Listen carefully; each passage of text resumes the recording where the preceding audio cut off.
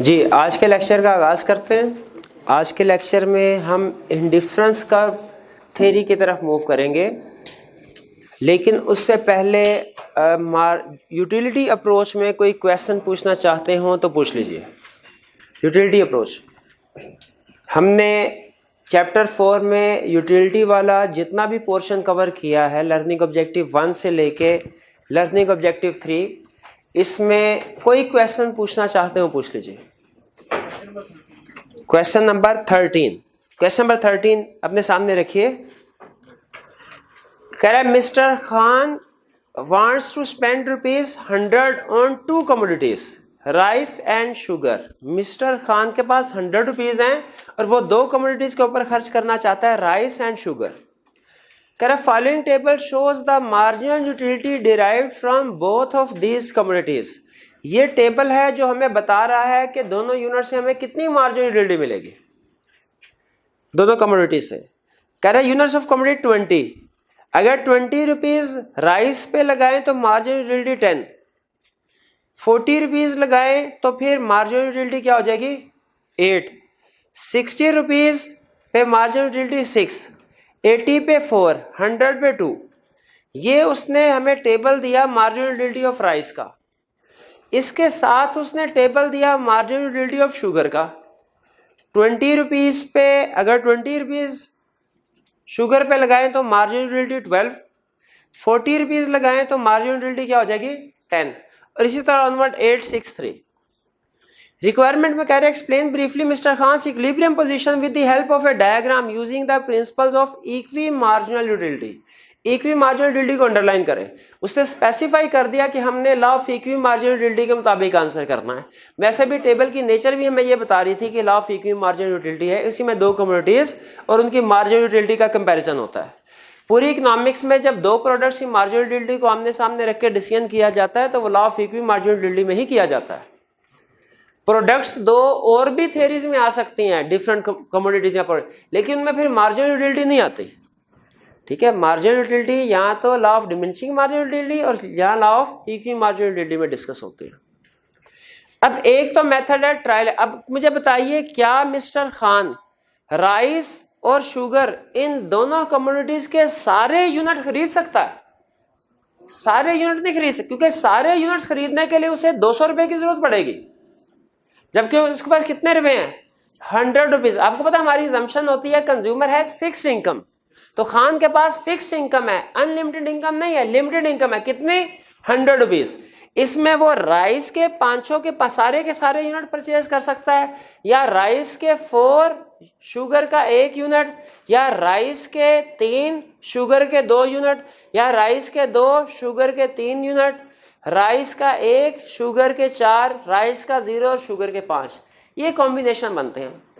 अब मुझे बताइए, जिस तरह हमने एक लेक्चर में सीखा था कि ट्रायल एंड एरर मेथड की तरफ से कॉम्बिनेशन बना के ढूंढें डिटेल में कि किस कॉम्बिनेशन पे सबसे ज्यादा उसकी यूटिलिटी होती है, क्या हमें उस मेथड से इक्विलिब्रियम पॉइंट आइडेंटिफाई करना चाहिए कि law of equi marginal utility से। Law of equi marginal utility क्या कहता है कि हमारा इक्विलिब्रियम पोजीशन कौन सी होगी? When consumer spend his fixed income on multiple commodity in such a way that marginal utility of last unit of each commodity is equal। ये definition याद है आपको? इसके बाद मुझे फिर बताइए कि यहाँ पे मार्जिनल यूटिलिटी कहाँ इक्विलिब्रियम। अब मैं कॉम्बिनेशन बनाता हूँ आपके सामने। मार्जिनल यूटिलिटी इक्वल है, पहले हम इक्विलिब्रियम पॉइंट डिसाइड कर लें, डायग्राम बाद में बनाएंगे। जो मार्जिनल यूटिलिटी इक्वल है वो 10 पे भी इक्वल है, 8 पे भी इक्वल है, 6 पे भी इक्वल है। तो मुझे बताइए कि इनमें से इक्विलिब्रियम पॉइंट कौन सा हुआ? क्या 10 वाला इक्विलिब्रियम पॉइंट हुआ? क्यों इक्विलिब्रियम पॉइंट नहीं हुआ? इसमें यूनिट कम, अभी वो मजीद अपनी इनकम से और चीजें परचेज कर सकता है और यूटिलिटी हासिल कर सकता है, ठीक है, लेकिन नहीं कर रहा। ये हमारा इक्विलिब्रियम पॉइंट नहीं है, क्योंकि उसकी ऑल इनकम स्पेंड नहीं हो रही। इसको हम इकोनॉमिक्स की लैंग्वेज में क्या नाम देते हैं? Inefficient point. अच्छा, फिर 6 इस पे भी तो मार्जिनल यूटिलिटी इक्वल है। क्या ये हमारा इक्विलिब्रियम पॉइंट है? नहीं नहीं, ये भी इक्विलिब्रियम पॉइंट, इसमें मार्जिनल यूटिलिटी तो इक्वल है, लेकिन ऑल इनकम की बजाय एक्सेस इनकम भी खर्च हो रही है। इसको इकोनॉमिक्स, क्योंकि इसमें इस 6 यूटिलिटी को हासिल करने के लिए इसको चाहिए 140 रुपीज, 80 + 60 140, उसके बाद रुपीज ही 100 है। तो ये कॉम्बिनेशन हासिल नहीं हो सकता। इसको इकोनॉमिक्स में क्या कहते हैं? Impossible, impossible. तो बताइए क्या 8 हमारा इक्विलिब्रियम पॉइंट है? अब बिल्कुल, क्योंकि ये पॉइंट है जहां पे marginal utility of last unit भी इक्वल है और यहां पे ऑल इनकम भी स्पेंड हो रही है। क्लियर हुआ? इक्विलिब्रियम पॉइंट आइडेंटिफाई कर लिया। अब अगला मसला क्या है? डायग्राम ड्रा करने का। भाई डायग्राम ड्रा कर दूं या आपको बता दूं कैसे ड्रा करने हैं? आमने सामने रख के यूनिट्स में कितने स्टूडेंट्स का ख्याल है कि डायग्राम ड्रा कर दूं, और कितने का ख्याल है कि सिर्फ बता दूं? ठीक है, अब बता देता हूं। यहाँ पे लेफ्ट साइड पे आप राइस की डायग्राम ड्रा कर लें और राइट साइड पे शुगर, या लेफ्ट साइड पे शुगर राइट साइड पे राइस, कोई फर्क नहीं पड़ता। एक्स एक्सिस पे क्या आएगा? Units of money. Y axis पे क्या आएगा? एक डायग्राम में मार्जिनल यूटिलिटी ऑफ राइस और दूसरी में मार्जिनल यूटिलिटी ऑफ शुगर। आपने सिर्फ इस चीज का ध्यान रखना है कि डायग्राम पैरेलल होनी चाहिए। इनके जो पॉइंट्स आपने ड्रा करने हैं वो भी इक्वल डिस्टेंस है। वो फुटे से जब आप पॉइंट्स बना रहे हो तो ध्यान में रखिएगा कि आपने कितने सेंटीमीटर के हिसाब से वो पॉइंट लगाया है। दूसरी डायग्राम में भी उसी हिसाब से आपने नंबरिंग करना है। सिर्फ इस चीज का ख्याल रखना है आपने। बाकी ये डायग्राम मुश्किल नहीं है, वैसी है जैसी हमने प्रीवियस लेक्चर में बनाई थी। बल्कि आपकी इस तरह करते हैं कि आज की होम असाइनमेंट ये है कि आप घर से ये डायग्राम बनाएंगे और मंडे को हम चेक करेंगे। अगर तो आपकी डायग्राम सही हुई मेजॉरिटी ऑफ स्टूडेंट की तो फिर तो हम आगे चलेंगे, वरना फिर ये डायग्राम मैं आपको यहाँ पे ड्रॉ करके सिखाऊंगा। ठीक है, उम्मीद है वैसे प्रॉब्लम कोई होनी नहीं चाहिए जी। और कोई क्वेश्चन? कोई क्वेश्चन नहीं? अच्छा, सम ये ध्यान में रखिएगा, आईकैप की एजुकेशन स्कीम रिवाइज हुई थी 2013 में। 2013 से पहले हमारा सिलेबस कुछ और होता था, 2013 के बाद हमारा सिलेबस डिफरेंट है। तो 2013 के बाद भी बाज़-औक़ात ऐसा होता है कि कम मार्क्स के साथ बाज़-औक़ात ज़्यादा मटेरियल किसी क्वेश्चन में वो पूछ लेता है, या ज़्यादा मार्क्स के साथ कम मटेरियल अवेलेबल होता है। थोड़ा बहुत अभी भी एग्जाम में ये प्रॉब्लम आपको आ सकती है, लेकिन जो 2013 से पुराने वाले क्वेश्चंस हैं उनमें ये प्रॉब्लम ज़्यादा आएगी। जैसे अगर आप यहाँ पे देखिए क्वेश्चन नंबर 12, इसमें कह रहा है discuss practical importance of law of equi marginality. 7 marks के साथ है, जबकि हमने उसके सिर्फ 2 पॉइंट पढ़े हैं। ज्यादा से ज्यादा 3 नंबर के लिए जस्टिफाइड है, इससे ज्यादा मार्क्स के लिए तो जस्टिफाइड नहीं है ये 2 पॉइंट, लेकिन उसने पूछा 7 पॉइंट्स के साथ है। तो ये प्रॉब्लम किस वजह से है? क्योंकि ये क्वेश्चन पुराने सिलेबस के मुताबिक है।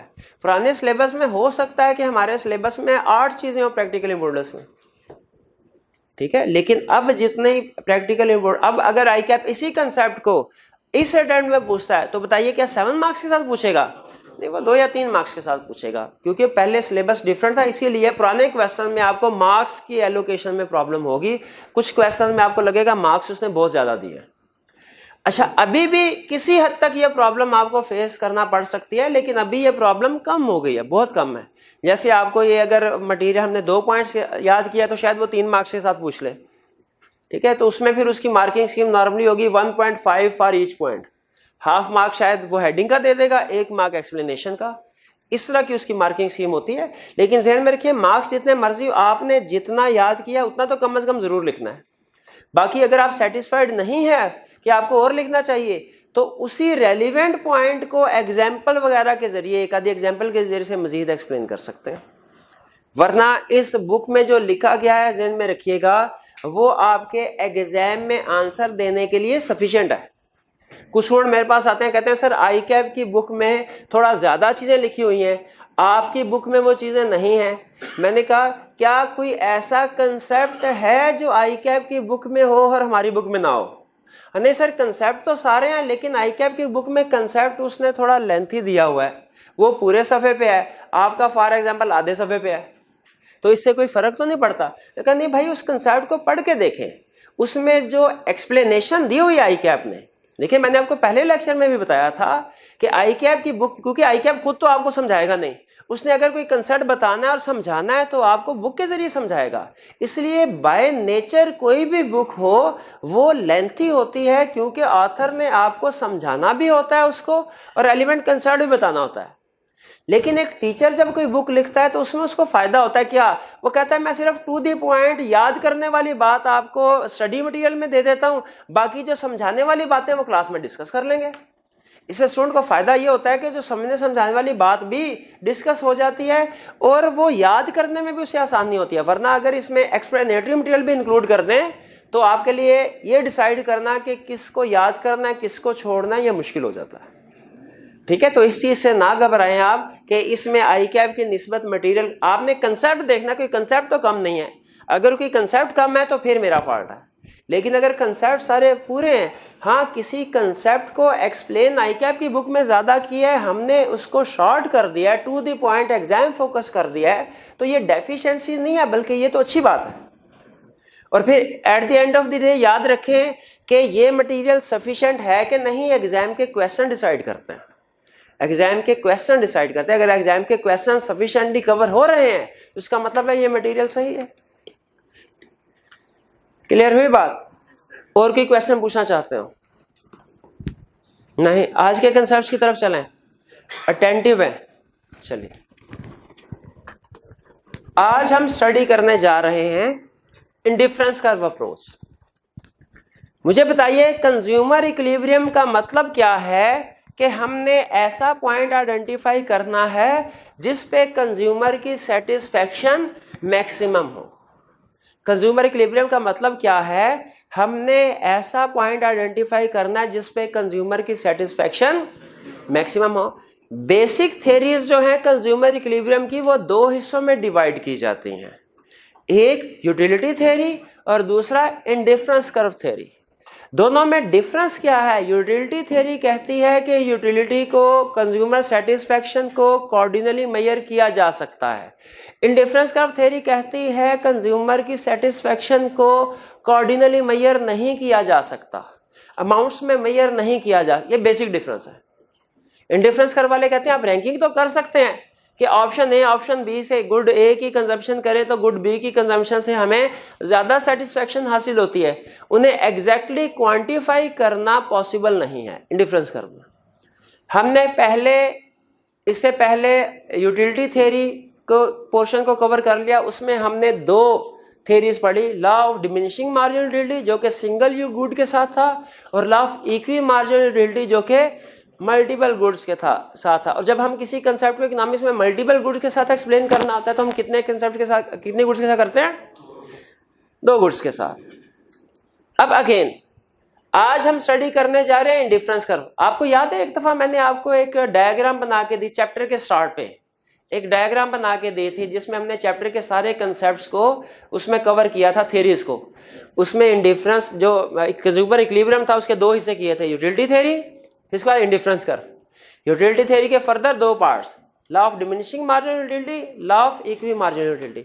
और इसी तरह इंडिफरेंस कर्व के आगे भी बताया था कि इंडिफरेंस कर्व में एक तो है कंज्यूमर इक्विलिब्रियम, फिर उसके बाद चेंज इन इक्विलिब्रियम और फिर एक्सटेंडेड एनालिसिस। याद है कि नहीं याद? ठीक है, तो अब हम याद रखिएगा इंडिफरेंस कर्व वाले पोर्शन पे शिफ्ट होने लगे हैं। यूटिलिटी वाला पोर्शन हमारा खत्म हो गया। तो सबसे पहले कहता है कि कंज्यूमर इक्विलिब्रियम आप इस पोर्शन में इस अप्रोच के मुताबिक, इंडिफरेंस कर्व अप्रोच के मुताबिक कंज्यूमर इक्विलिब्रियम आइडेंटिफाई करने जा रहे हैं। वो कह रहा है भाई पहले मुझे ये तो बता दें कि इंडिफरेंस कर्व होता क्या है, मुझे पहले ये तो बता दीजिए कि इंडिफरेंस कर्व होता क्या है।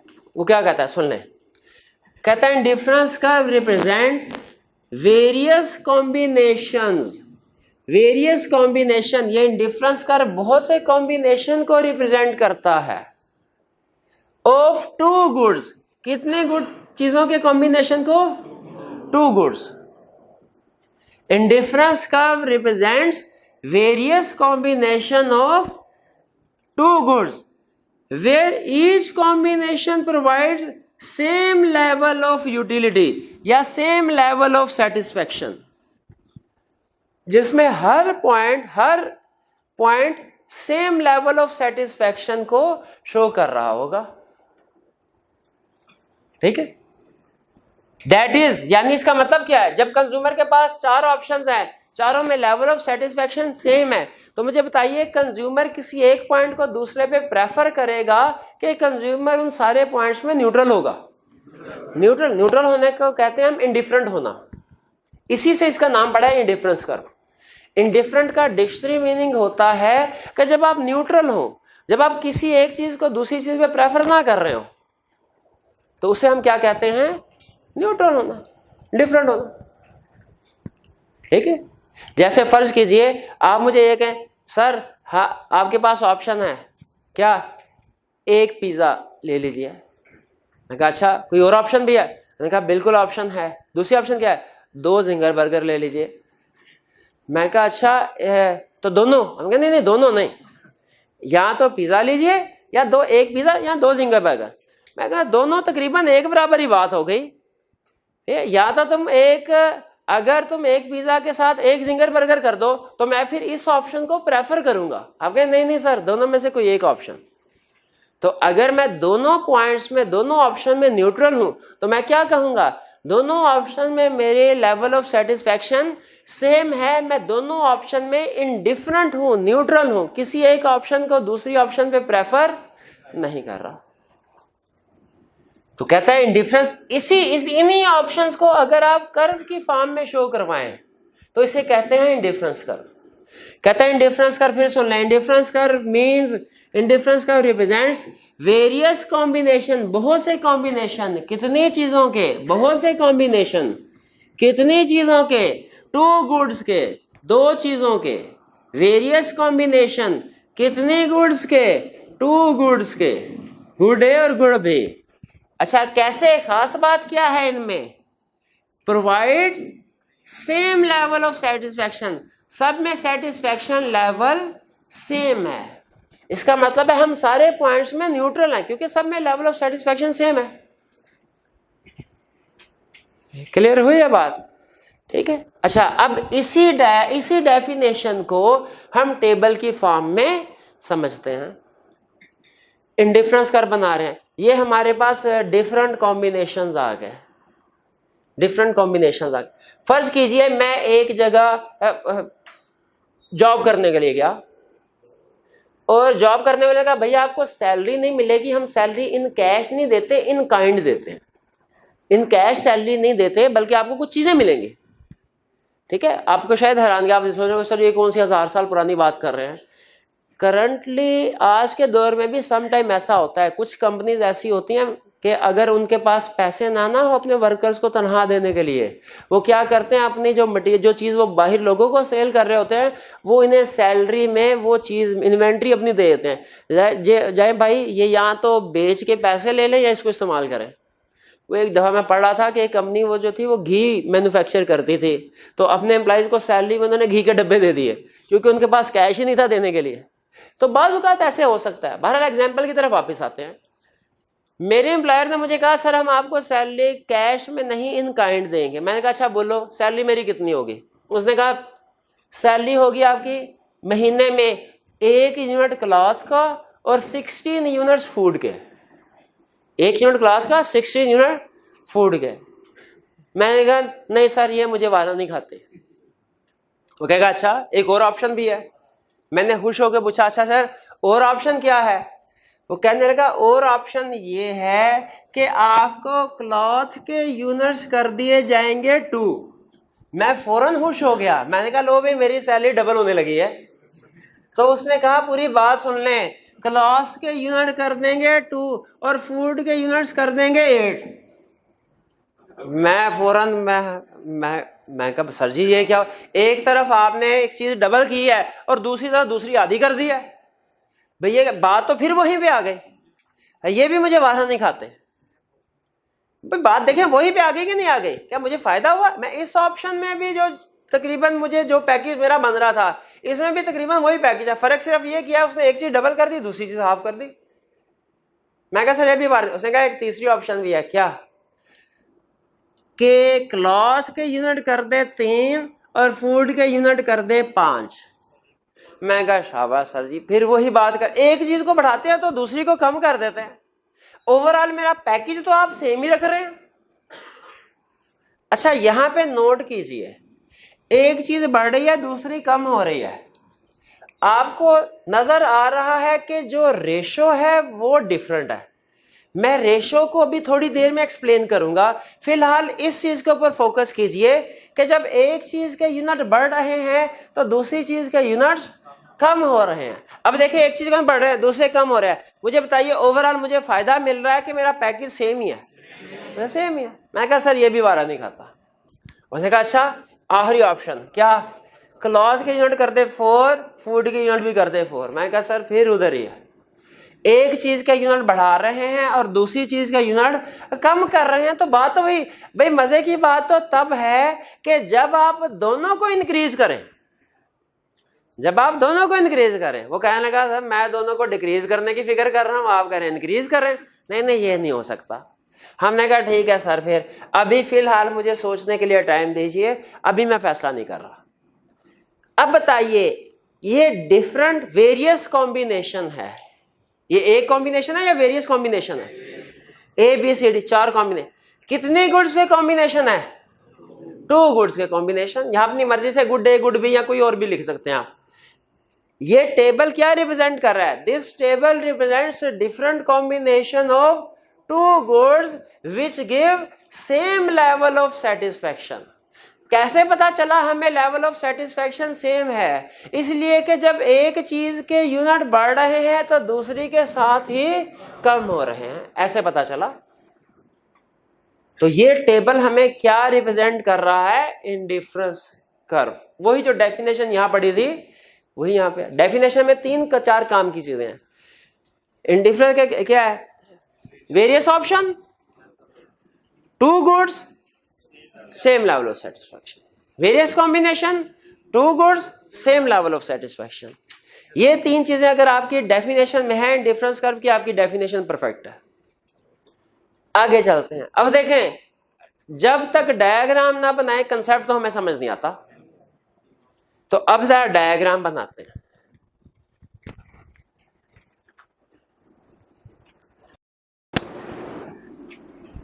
ये फिर इसके बाद अब डायग्राम में वही हम मसला जो हमेशा मुझे आता है, क्या वो डिस्टेंस वाला। लेकिन अब जैसे जैसे मेरी प्रैक्टिस हो रही है गलतियां कम हो रही हैं, ठीक है। तो अब जो है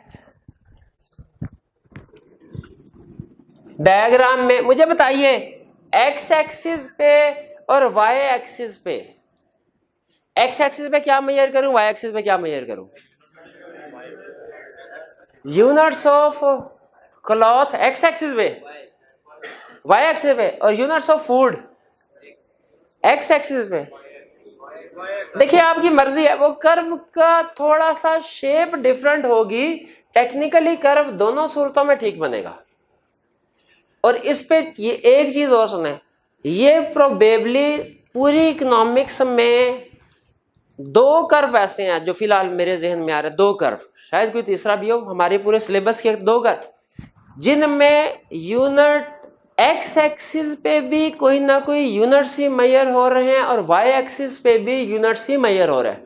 वरना आपको पता है कि डायग्राम बनाते हुए एक्स एक्सिस पे यूनिट्स मेजर किए जाते हैं और वाई एक्सिस पे price, marginal utility, revenue, cost, इस तरह की चीजें मेजर की जाती हैं। लेकिन पूरी इकोनॉमिक्स में 2 में से ये वो डायग्राम है, पहली डायग्राम है जिनमें दोनों एक्सिस पे गुड्स के यूनिट ही मेजर किए जा रहे हैं। एक डायग्राम अभी हम पढ़ रहे हैं, एक फिर इसके बाद पढ़ेंगे। अब इसमें मुझे एक्स एक्सिस में कहां से कहां तक जाना है? 1 से 4 तक। तो मैं ऐसा करता हूं, पहले देख लेता हूं ये पूरा हो रहा है। 1 2 3 4, बिल्कुल ठीक है, पूरा हो रहा है। अब मैंने इसे तकरीबन इक्वल डिस्टेंस पे रख के, ये मेरा 0 आ गया। आपने फुट्टे के साथ इसको इक्वल डिस्टेंस रखना है। ये 1 आ गया, ये हमारा 2 पॉइंट आ गया, ये हमारा थर्ड और ये हमारा फोर्थ। मैं एक्स एक्सिस पे मेजर कर रहा हूं यूनिट्स ऑफ क्लॉथ, 1 2 3 4। मैं देखता हूं वाई एक्सिस पे भी इसी तरह पॉसिबल है कि नहीं। 1 2 3, मुश्किल है 4। चले इसको एक्सटेंड कर देते हैं। पता तो है ही आपको डायग्राम बन रही है, ये डायग्राम ऊपर लिख देते हैं, इसको ऊपर। जी मेरे भाई क्या समझ नहीं आ रही डायग्राम? ये देखें यहां पे मैंने इक्वल डिस्टेंस रख के 4 पॉइंट बनाए, क्योंकि मुझे एक्स एक्सिस पे कितने पॉइंट्स चाहिए थे? 4। वाई एक्सिस पे मुझे कितने पॉइंट्स चाहिए? पॉइंट्स 4 चाहिए, लेकिन वो 0 से लेके 16 तक उनकी रेंज है। पॉइंट्स कितने चाहिए? 4 चाहिए। रेंज उनकी कितनी है? 0 से लेके 16 तक। वैसे अगर आप चाहें इसमें तो 1 2 3 करके 16 पॉइंट्स भी बना सकते हैं, लेकिन उसके बजाय बेहतर है कि 1 2 3 4 को 60 तक लेके जाएं। इससे बेहतर है 4 8 12 16 ऐसे कर लें। मुझे बताइए कैसे आसानी के लिए क्या करना चाहिए? 4 8 12 पॉइंट 4 बना लें, क्योंकि ये 4 पॉइंट है, लेकिन वो 0 से 16 तक जाएंगे तो रेंज हमारी 4 8 12 16 हो, ये बेहतर है। भैया पॉइंट समझ आ रहा है आपको? आगे चलते हैं। यहां पे अब हमने इसको किया इक्वल डिस्टेंस के साथ 1, इसको किया इक्वल डिस्टेंस के साथ 2, इसको किया इक्वल डिस्टेंस के साथ 3, इसको किया इक्वल डिस्टेंस के साथ 4। 1 2 3 4। ठीक है वो पॉइंट, ठीक है पहुंच गया। 4 8 12 16।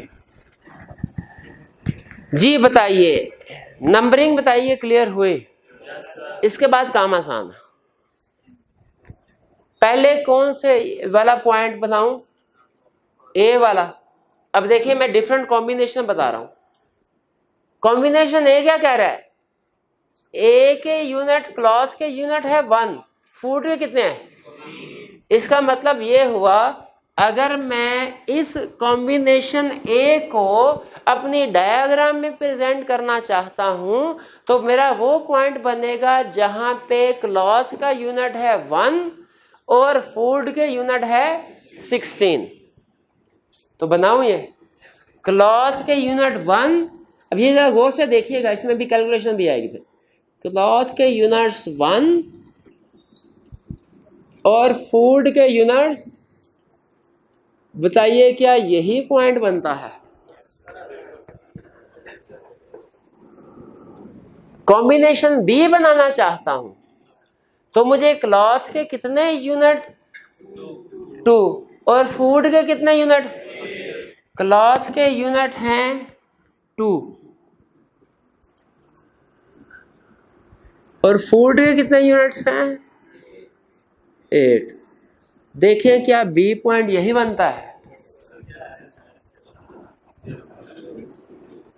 सी कॉम्बिनेशन अगर मैं प्रेजेंट करना चाहता हूं तो क्लॉथ के यूनिट्स होने चाहिए 3, फूड के यूनिट्स होने चाहिए 5। अब देखिए क्लॉथ के यूनिट्स हैं 3, अब 5 तो आ ही नहीं रहा कहीं पे, क्या करें? 4 से ऊपर अंदाजे से कर लेते हैं, ये तकरीबन 6 होगा और ये 5 होगा तकरीबन।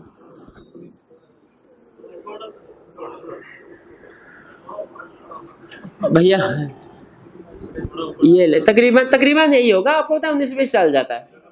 सी नहीं, ये नहीं है 5 क्या? नहीं ऊपर नहीं, ठीक लग रहा है, बस ठीक है। और इसके बाद अगर मैं डी कॉम्बिनेशन बनाना चाहता हूं तो क्लॉथ के यूनिट्स 4, फूड के यूनिट्स कितने हैं? क्लॉथ के यूनिट 4 और फूड के ये 4 का पॉइंट है हमारे पास, ये आ गया यहां पे। जी बताइए, यहां तक कोई प्रॉब्लम?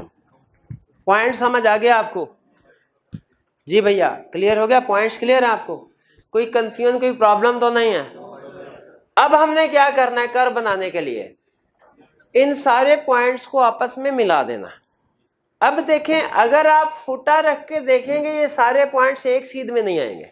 आपको खुद भी विजिबल मतलब नजर आ रहा है कि ये थोड़ा सा लाइन कर्व घूम रही है।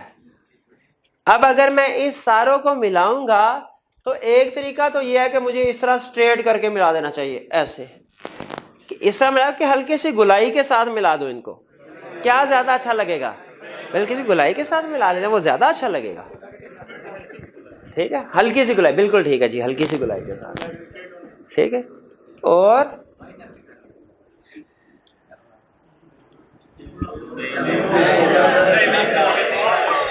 बेहतरीन कर्व बना है मेरे भाई, बेहतरीन।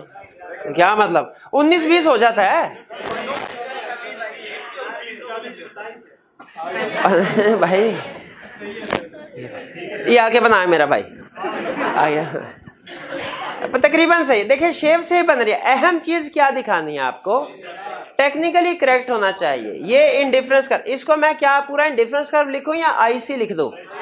आईसी लिख दूं, समझ आ जाएगा। अच्छा आइंदा भी अगर आईसी लिख दिया करूं आपको समझ आ जाएगा इंडिफरेंस कर्व है। ये आ गया आईसी, आईसी। ठीक है, ये इंडिफरेंस कर्व है। इसमें अगर आप देखें, मुझे ये बताइए, अब इसके बाद हम इसकी प्रॉपर्टीज समझने लगे। आपको पता है हर कर्व की कुछ प्रॉपर्टीज होती हैं। अगर आप उन प्रॉपर्टीज का ध्यान रखें तो टेक्निकली डायग्राम करेक्ट होती है, दुनिया का कोई बंदा उसको गलत नहीं कह सकता। वो प्रॉपर्टीज का, जैसे हमने लॉ ऑफ डिमांड में जब डिमांड कर्व बनाया तो हमने क्या प्रॉपर्टी रखी थी, इसका स्लोप डाउनवर्ड होना चाहिए।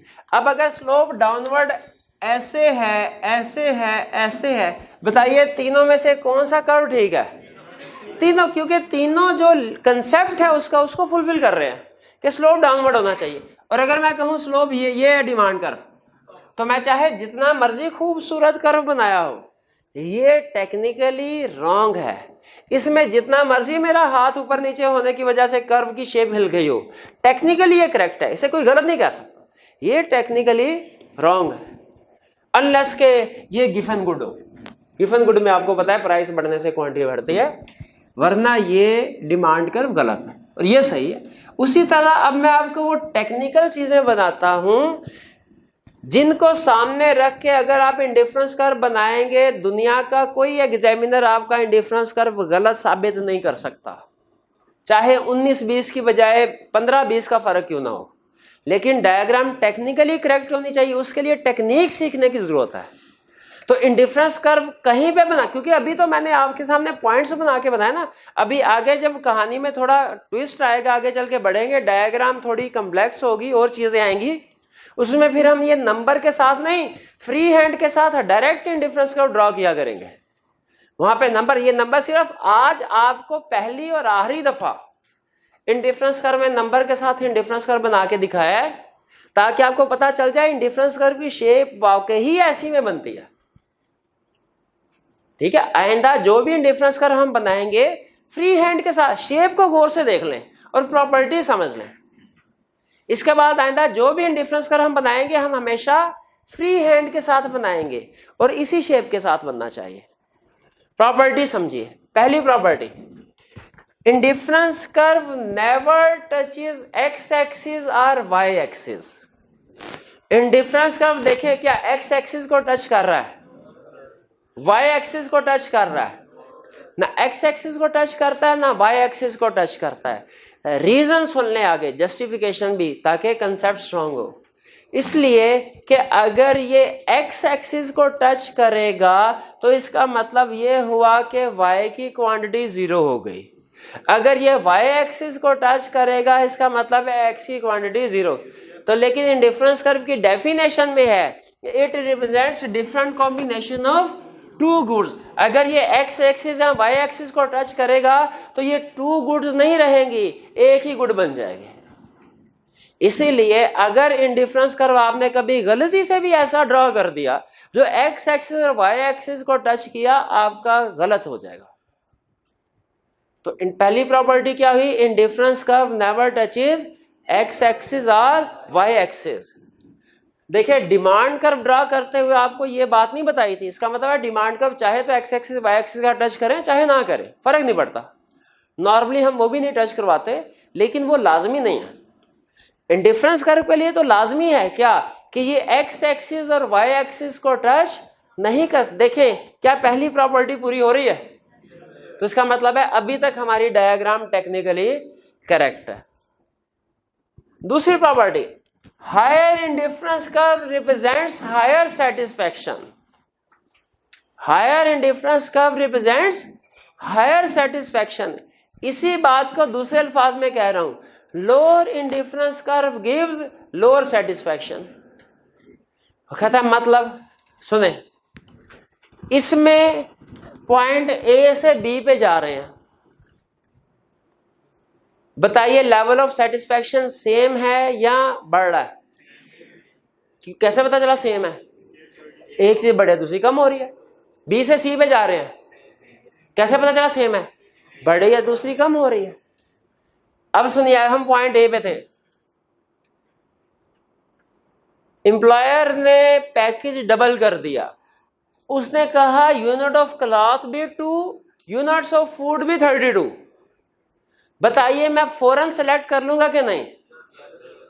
अगर इस सारे टेबल को 2 से मल्टीप्लाई कर दें, 2 32, 4 16, 6 10, 8 8, तो जो हमारा इंडिफरेंस कर्व बनेगा, अब की बार जरा सोचे, इकोनॉमिक्स का सारा नॉलेज लें अपने दिमाग में और मुझे बताएं, अगर हम इस सारे टेबल को 2 से मल्टीप्लाई कर दें तो जो हमारा इंडिफरेंस कर्व बनेगा वो ये अपर हायर वाली साइड पे होगा कि लोअर वाली साइड पे? हायर वाली साइड। तो मुझे बताइए इस हायर वाले में मेरे लिए ज्यादा सेटिस्फेक्शन है या कि लोअर वाले में ज्यादा सेटिस्फेक्शन? क्योंकि ये 2 से मल्टीप्लाई है। और अगर इसी को आप 2 से डिवाइड कर दें फिर भी एक इंडिफरेंस कर्व बनेगा, वो किस साइड पे होगा? लोअर साइड पे। बताइए उसमें लेवल ऑफ सेटिस्फैक्शन इसकी निस्बत कम होगा। तो यही कह रहा है, higher indifference curve gives higher satisfaction, lower indifference curve gives lower satisfaction. ये IC2 कर दिया हमने। Higher indifference curve gives higher satisfaction, lower indifference curve gives lower satisfaction. अच्छा मुझे बताइए, मैं एक स्टेटमेंट बोलने लगा हूं, आपने इसमें से गलती ढूंढनी है। कंसेप्ट समझ रहे हैं तो एरर आइडेंटिफाई कर लेंगे। मैंने कहा higher point gives higher satisfaction, lower point gives lower satisfaction. गलत। एक इंडिफरेंस कर्व पे जितने भी पॉइंट्स हैं उन सब का लेवल ऑफ सेटिस्फैक्शन सेम है। कंसेप्ट ये नहीं higher point gives higher satisfaction, lower point gives lower satisfaction. Concept ये नहीं। कंसेप्ट क्या है? Higher indifference curve gives higher satisfaction, lower indifference curve gives lower satisfaction. भाई बात समझ आई क्या नहीं? आगे चलते हैं। कह रहा है two indifference curve never intersect each other. क्या एक डायग्राम पे एक से ज्यादा इंडिफरेंस कर्व हो सकते हैं? हो सकते हैं आपके सामने। कहता है two indifference curve can not intersect each other. दो इंडिफरेंस, ये समझाने के लिए रफ सी डायग्राम बना रहा हूं, ये units of A units of B. कहता है ये पॉसिबल नहीं है, ये इंडिफरेंस कर्व 1, ये इंडिफरेंस कर्व 2। कहता है ये इलॉजिकल है, पॉसिबल नहीं। हमने कहा कैसे? मैंने कहा नहीं, मिसाल से समझते हैं। एक अजीब सी बात बताने लगा हूं आपको, बड़ा गौर किया, मुझे समझ, शायद आप समझ रहे हैं। आज से 10 साल पहले मेरा बड़ा भाई मेरे से 5 साल बड़ा था, आज भी वो मेरे से 5 साल बड़ा है। और मुझे लगता है कि 10 साल बाद भी वो मेरे से 5 साल बड़ा होगा। भाई है ना अजीब बात? भाई ये कैसे है? ये कैसे? ये भाई देखिए, जैसे जैसे टाइम गुजर रहा है तो मेरी उम्र बढ़ रही है ना। तो अगर 10 साल पहले मैं छोटा था तो अब हमारी उम्र जो है एक बराबर होनी चाहिए, और 10 साल बाद मुझे बड़ा होना चाहिए है? अब वो, हाँ वो बड़ा 10 साल पहले बड़ा था, आज भी बड़ा है, 10 साल बाद भी बड़ा, लेकिन मेरी उम्र बढ़ रही है तो मुझे नहीं बड़ा होना चाहिए। भैया आप कहेंगे सर कैसी बात कर रहे हैं, आपकी उम्र बढ़ रही है तो उनकी उम्र भी तो बढ़ रही है, तो वो तो बड़ा भाई, वो तो सारी उम्र बड़ा भाई रहेगा, वो तो बड़े। तो मुझे ये बताइए, अगर मेरी उम्र के साथ उनकी उम्र, तो हमारा डिस्टेंस हमेशा सेम रहेगा। एग्जैक्टली उसी तरह जब एक higher indifference curve gives higher satisfaction, lower indifference curve gives lower satisfaction, और एक इंडिफरेंस कर्व पे सारे पॉइंट्स पे सेटिस्फैक्शन सेम होती है, तो जब 10 साल पहले ये इंडिफरेंस कर्व बड़ा है तो आज भी इस इंडिफरेंस कर्व को बड़ा होना चाहिए, और 10 साल बाद भी इसी इंडिफरेंस कर्व को बड़ा होना चाहिए। भाई ये कैसी बात है? आप कह रहे हैं जी पहले तो वो बड़ा है, यहाँ पे दोनों बराबर हो गए। यहाँ भाई जब दोनों में level of satisfaction by definition her indifference curve पे लेवल ऑफ सेटिस्फैक्शन सेम है, तो एक इंडिफरेंस कर्व जो हायर है उसे हमेशा ही हायर सेटिस्फैक्शन देनी चाहिए। भाई बात समझ आती कि नहीं आती? चलिए, तो प्रॉपर्टी क्या हुई? Two indifference curve never intersect each other. अगर आई कैप आपको कहे कि मुझे इस पॉइंट को एक्सप्लेन करके दो, आपको कसम है आपने ये डायग्राम जरूर बनानी है, ये डायग्राम ये वाली जरूर बनानी है। कब? जब आई कैप कहेगा मुझे इस पॉइंट को एक्सप्लेन करके दो। कौन सा point? Two indifference curve can not intersect each other. हमने कहा ठीक है, आगे वो कहता है indifference curve slopes downward. Indifference curve का स्लोप डाउनवर्ड है। भाई मुझे बताइए ये डाउनवर्ड आ रहा है कि अपवर्ड है? डाउनवर्ड है। क्यों डाउनवर्ड है? नहीं रीजन है वो, भाई ये तो ठीक है, इधर ऐसे को आ रहा है इसलिए डाउनवर्ड है, वो तो मुझे भी पता है ऐसे को आ रहा है डाउनवर्ड है, ऐसे को जाएगा तो अपवर्ड होगा। भाई बैक एंड पे इकोनॉमिक रीजन क्या है इसकी? इतना शाबाश है, इसलिए कि एक चीज बढ़ने से दूसरी चीज कम हो।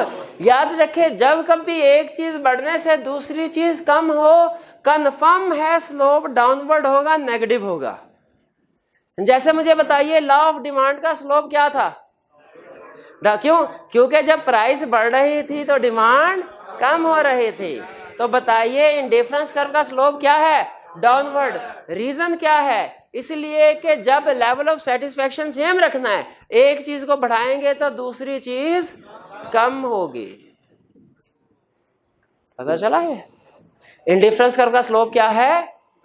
डाउनवर्ड। भैया ये बात समझ आ गई। अब आज के लेक्चर की सबसे टेक्निकल कंसेप्ट आज के लेक्चर।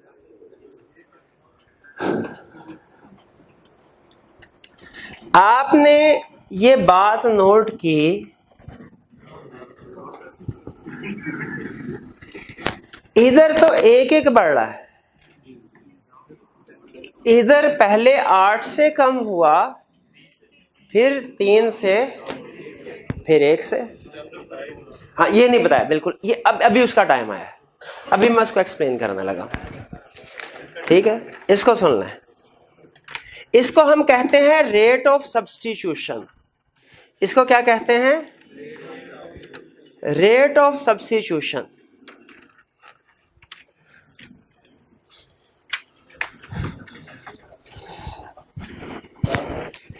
यहां पे रेट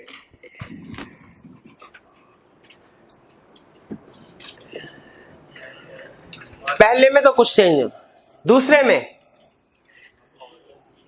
हम ए का 1 यूनिट हासिल करने के लिए फूड के कितने यूनिट सैक्रिफाइस कर रहे हैं?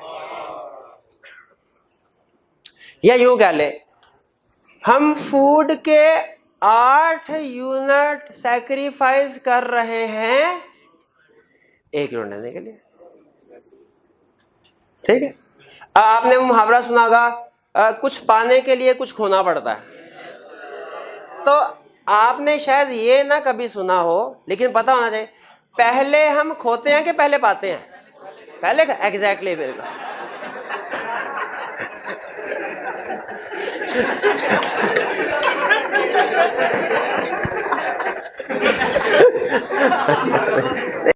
यही पता करना था मैं।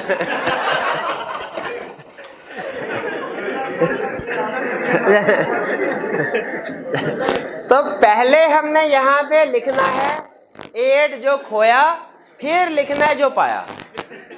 ठीक है, 8:1। ये क्या बता रहा है? ये रेट ऑफ सब्स्टिट्यूशन का मतलब होता है शिफ्ट करना। आपने शायद इससे पहले हमने सब्स्टिट्यूशन इफेक्ट में ये टर्म पढ़ी थी, जब हमने पढ़ा था कि डिमांड कर्व का स्लोप डाउनवर्ड क्यों है। 3 रीजंस हमने पढ़ी थी, इनकम इफेक्ट, सब्स्टिट्यूशन इफेक्ट और law of diminishing margin utility. Substitution effect में आपको क्या बताया था कि जब हम कोक की प्राइस कम होती है तो एग्जिस्टिंग कंज्यूमर ज्यादा खरीदते हैं। ये क्या था? Income effect. और पेप्सी के कंज्यूमर शिफ्ट करेंगे कोक की तरफ। ये क्या था? इसका मतलब ये हुआ पेप्सी के कंज्यूमर पेप्सी को छोड़ के कोक हासिल कर रहे हैं। तो जब हम एक चीज को छोड़ के दूसरी चीज हासिल करते हैं, इसे कहते हैं सब्स्टिट्यूशन। सब्स्टिट्यूशन। तो हम ये यहां पे सारे कॉलम में सब्स्टिट्यूशन आएगी। अब ये रेशो क्या बता रही है कि आप फूड के 8 यूनिट छोड़ रहे हैं, सब्स्टिट्यूट कर रहे हैं। किस लिए? क्लॉथ का 1 यूनिट हासिल करने के लिए। 8:1। यह है rate of substitution. Rate of सब यानी 1 यूनिट हासिल करने के लिए क्लॉथ का फूड के 8 यूनिट छोड़ने पड़ते हैं। यहां पे बताइए रेट ऑफ सब्स्टिट्यूशन क्या है? यहां पे रेट ऑफ सब्स्टिट्यूशन है 3:1। बताइए क्या बता रहा है कि हम फूड के 3 यूनिट सैक्रिफाइस कर रहे हैं क्लॉथ का 1 यूनिट हासिल करने के लिए।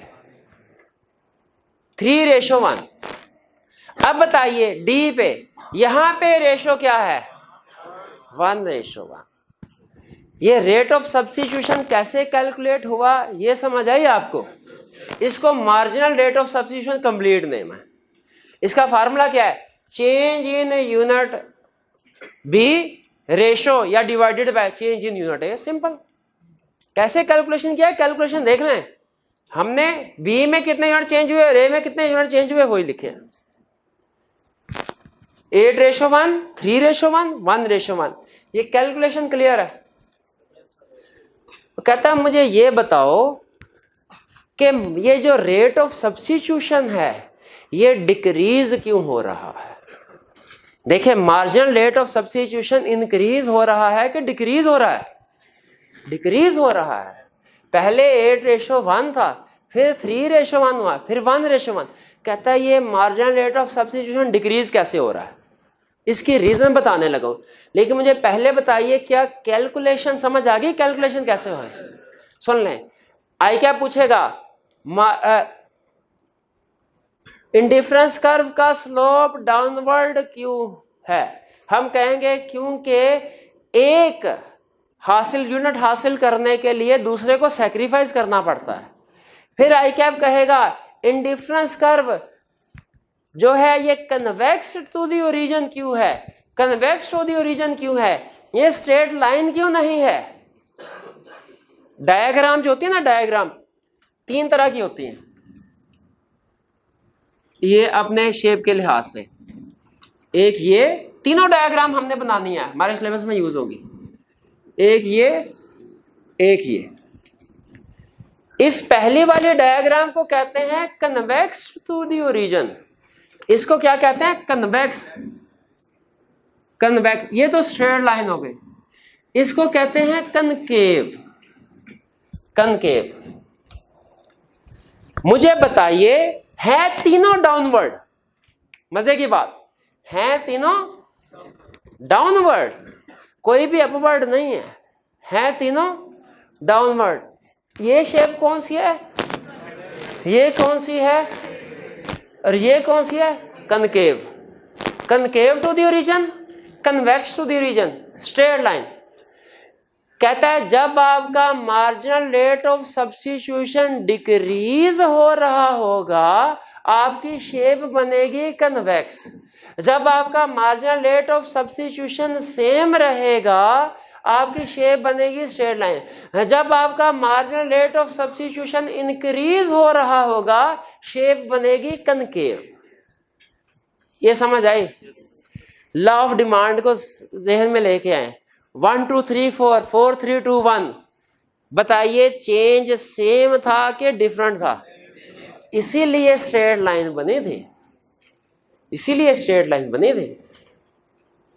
ठीक है, वरना अगर हम करते 1 2 3 4 और फिर करते 10 6 3 2 तो वो भी शायद कन्वेक्स बनते, बल्कि कंफर्म कन्वेक्स बनते। तो फर्क समझ आया? 3 शेप्स बताई, convex to the origin, straight, concave to the origin. Convex to the origin का रीजन क्या है? Marginal rate of substitution decrease करता है। कन्वेव की रीजन क्या है? Marginal rate of substitution increase करता है। और स्ट्रेट लाइन की कांस्टेंट रहता है। यहां तक बात समझ आई? एग्जामिनर हमसे पूछेगा बताओ indifference curve convex to the origin क्यों है? हम क्या आंसर देंगे? Because marginal rate of substitution decreases, because marginal rate of substitution decreases. बात समझ आई? यहां पे कंसेप्ट खत्म कर दे के एक बात और बता दूं आपको। वो कहता है marginal rate of substitution decrease कर रहा है, ठीक है। अब ये कंसेप्ट के अंदर कंसेप्ट है। आई कैप ने क्या पूछा था? बताओ indifference curve convex to the origin क्यों है? हमने कहा क्योंकि marginal rate of substitution decrease करता है। ये हमने प्रूव कर दिया उसको। उसने कहा अच्छा अगला कंसेप्ट, ये marginal rate of substitution decrease क्यों करता है? Marginal rate of substitution decrease क्यों करता है? हमने कहा law of diminishing marginal utility की वजह से। किस वजह से? Law of diminishing marginal utility की वजह से। कहा नहीं समझ आई, समझाओ। हमने कहा ये देखें, खुद बताएं आपके law of diminishing marginal utility क्या कहता है कि जो चीज आपके पास ज्यादा क्वांटिटी में है उसकी अहमियत, और जो चीज कम क्वांटिटी में है उसकी अहमियत ज्यादा है। ठीक है, मुझे ये बताइए, फर्ज कीजिए आप एक सहरा में है, दूर दूर तक गर्मी, शदीद गर्मी, कोई पानी नहीं है, और आपके पास करोड़ों रुपया है, और तकरीबन 2 दिन के फासले पे कोई आबादी है, और आपको फौरी पानी ना मिला तो आप फारिग हैं। अब मेरे पास जो है जग पड़ा हुआ है, मैं उधर से गुजरा, आप कहेंगे सर बात सुने, एक गिलास पानी पिला दें। मैंने कहा अच्छा ठीक है, पानी पिलाने को तैयार हूं, लेकिन मुझे अब मेरे कितने पैसे दो आपके? 1 करोड़ रुपया लूंगा 1 गिलास का। बताइए आप देने को तैयार हो जाएंगे कि नहीं? क्यों? तो ठीक है, मैं उधर बैठ के इंतजार करूंगा, जब मरेंगे तो सारे पैसे लेके निकल जाऊंगा, मेरे को तो कोई टेंशन नहीं। अब बताइए 1 करोड़ रुपया देने को तैयार है कि नहीं? बिल्कुल, मैं 1 करोड़ रुपया लूंगा और आपको 1 गिलास पानी पिलाऊंगा, आपकी कुछ तसल्ली होगी। फिर मैं कहूंगा भैया दूसरा गिलास भी पिलाऊं? आप कहना गर्मी बहुत है, ठीक है सर, मैं कहूँ निकालो 1 करोड़ रुपया। और कहेंगे नहीं सर अब 1 करोड़ रुपये में नहीं, क्योंकि हाँ अब तो मैं 50 लाख रुपया दूंगा। मैं कहूँगा वो क्यों? आप कहेंगे sir law of diminishing marginal utility कहता है कि जो चीज हमारे पास ज्यादा है उसकी अहमियत कम है, और जो चीज कम है उसकी अहमियत ज्यादा है। पहले मेरे पास पैसे ज्यादा थे, पानी बिल्कुल नहीं था, पानी की अहमियत ज्यादा थी, पैसों की कम, इसीलिए मैंने ज्यादा रेट के साथ सब्स्टिट्यूट किया। अब मेरे पास पैसे हो गए थोड़े कम, और पानी जो है 1 गिलास अंदर पहुंच गया, पानी हो गया ज्यादा। अब दूसरे यूनिट के लिए मैं कम सैक्रिफाइस करने को तैयार हूं। क्योंकि मेरे पास पैसे अब निस्बतन कम, उनकी अहमियत थोड़ी ज्यादा, और पानी ऑलरेडी मेरे पास है 1 गिलास, तो दूसरे गिलास की यूटिलिटी कम होती है पहले की निस्बत, इसीलिए मेरा रेट ऑफ सब्स्टिट्यूशन अब कम होगा। मैंने कहा चलो 50 लाख भी बुरा नहीं, लाओ 50 लाख, ये लो दूसरा गिलास पी लिया। अजय तो भाई नेकी करने के लिए थोड़ी मैं उधर आया था, पैसे कमाने के लिए आया था। जाते हुए 2-3 हज़ार किसी मस्जिद में चंदा भी देता जाऊंगा, बेफिक्र रहे, पहले पैसे तो कमाने थे मुझे। अब मुझे ये बताइए, तीसरा गिलास मैंने ऑफर किया, मैं कहा भाई तीसरा गिलास है, अभी नहीं है, 2 दिन के बाद अब दिया भैया, इतना कुछ स्टोर कर लें कि उधर तक पहुंच सके। आप कहेंगे ठीक है सर अभी भी जरूरत है, लेकिन अब उतनी नहीं। अब मुझे बताइए, पहले गिलास की अहमियत ज्यादा थी दूसरे की कि तीसरे की? तो जिसकी ज्यादा अहमियत थी उसके लिए आपने ज्यादा सैक्रिफाइस किया, और जैसे जैसे आपके पास जिस चीज के यूनिट बढ़ते गए उसकी अहमियत कम होती गई, आप सैक्रिफाइस सब्स्टिट्यूशन अब कम कर रहे हैं। ये है reason margin rate of substitution के डिक्रीज होने की, law of diminishing margin rate. भाई कुछ समझ आया? तो देखें आज के लेक्चर में हमने क्या नई चीजें सीखी। हमने इंडिफरेंस कर्व सीखा, इंडिफरेंस कर्व की डेफिनेशन, फिर उसके बाद उसी डेफिनेशन टेबल में देखा, फिर हमने डायग्राम के जरिए देखा इंडिफरेंस कर्व कैसे बनता है, और फिर प्रॉपर्टीज पढ़ी। आज का लेक्चर यहाँ पे खत्म। लेकिन मुझे ये बताइए, क्या इक्विलिब्रियम पॉइंट सिर्फ एक कर्व से आइडेंटिफाई हो जाता है कि 2 कर्व की जरूरत पड़ती है? तो इसका मतलब है पिक्चर अभी बाकी है, कल हमें कोई एक और कर्व भी सीखना पड़ेगा जिसके बाद ही डिफरेंस कर्व आएगा। आज के लेक्चर में आपने आज घर जाके आपने एक तो law of equilibrium margin utility वाला क्वेश्चन करना है, और दूसरा ये